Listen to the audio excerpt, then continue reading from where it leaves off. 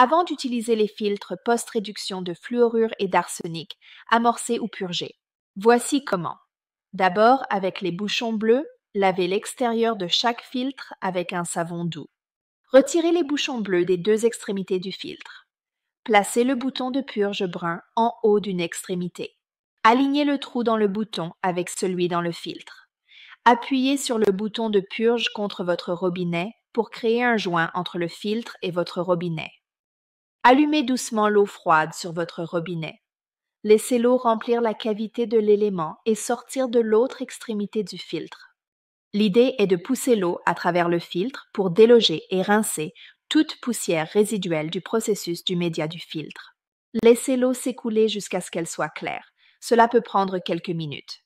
Puis tournez le filtre dans l'autre sens et répétez ce processus. Purgez les éléments plusieurs fois dans chaque direction. Notez que les filtres peuvent devenir légèrement chauds pendant la purge, donc soyez prudent et utilisez de l'eau froide. Prêt à installer les filtres de poste dans le système Berkeley.